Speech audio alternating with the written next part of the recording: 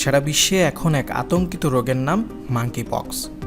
Monkeypox সম্পর্কে অনেকেরই এখনও তেমন কোনো ধারণা নেই। চিকিৎসকদের মতে এটি এক বিশেষ ধরনের বসন্ত রোগ। প্রাণীদেহের মাধ্যমে ভাইরাসটি ছড়ানোর ঝুঁকি রয়েছে সবচেয়ে বেশি। সম্প্রতি অত্যন্ত সংক্রমণ রোগে আক্রান্ত হয়ে গণতান্ত্রিক প্রজাতন্ত্র কঙ্গোতে 450 জন মারা গেছেন এরই মধ্যে। বিশ্ব স্বাস্থ্য সংস্থা WHO আফ্রিকার কিছু অংশে অ্যামপক্স বা মাঙ্কিপক্স প্রাদুর্ভাবকে আন্তর্জাতিক উদ্বেগ ও জরুরি অবস্থা ঘোষণা করেছে। এটি এখন মধ্য ও পূর্ব আফ্রিকার কিছু অংশে ছড়িয়ে পড়েছে। এই রোগের দ্রুত ছড়িয়ে পড়া ও উচ্চ মৃত্যুর হার নিয়ে উদ্বিগ্ন বিজ্ঞানীরাও। WHO প্রধান টেড্রোস আধামন গেব্রেভাইস উদ্বেগ প্রকাশ করে জানিয়েছেন, আফ্রিকা ও এর বাইরেও অ্যামপক্স ছড়িয়ে পড়ার ঝুঁকি আছে। এখন প্রশ্ন হচ্ছে, এই মাঙ্কিপক্সের লক্ষণ কিভাবে বোঝা যাবে? কিভাবে বোঝা যাবে একজন রোগী এ রোগে আক্রান্ত হয়েছেন? প্রথমত, কাঁপুনি দিয়ে জ্বর উঠবে, মাথায় যন্ত্রণা করবে, পেশিতে ব্যথা করবে, গায়ে হাতে পায়ে ব্যথা ইত্যাদি মাঙ্কিপক্সের প্রাথমিক কিছু উপসর্গ।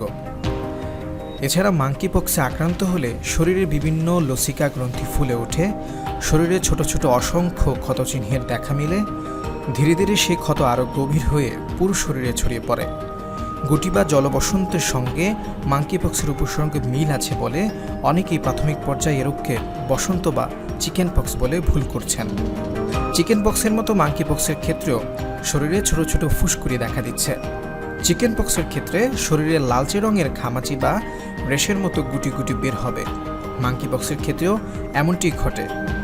শরীরে ব্যথা, কাঁপুনি দিয়ে জ্বর ইত্যাদি লক্ষণে চিকেন পক্সের সঙ্গে মাঙ্কিপক্সের মিল আছে। চিকেন পক্সের ভাইরাস শরীরে প্রবেশ করার 5-7 মিনিটের মধ্যে শরীরে ফুসকুড়ির সৃষ্টি করে। সেটা ধীরে ধীরে জল ভরা ফোস্কার মতো আকার নেয়। পরে ফোস্কার ভিতর রস ঘন হয়ে পুজোর মতো হয়। 7 থেকে 10 দিন পর থেকে তার শুকোতে থাকে। অন্যদিকে মাঙ্কিপক্সের ইনকিউবেশন পিরিয়ড 5 থেকে 21 দিন পর্যন্ত হতে পারে। জ্বর দেখা দেওয়ার 1 থেকে 3 দিনের মধ্যে কখনো কখনো আরও বেশি হতে পারে। রোগের একটি ফুসকুড়ি তৈরি হয়, যা প্রায়শই মুখে শুরু হয়, তারপর শরীরের অন্যান্য অংশে ছড়িয়ে পড়ে। মাঙ্কিপক্সে আক্রান্ত হলে তা সারাতে 2 থেকে 4 সপ্তাহ লাগতে পারে। তরলযুক্ত ফুসকুড়িগুলো পরে ত্বকের দাগেরও সৃষ্টি করছে।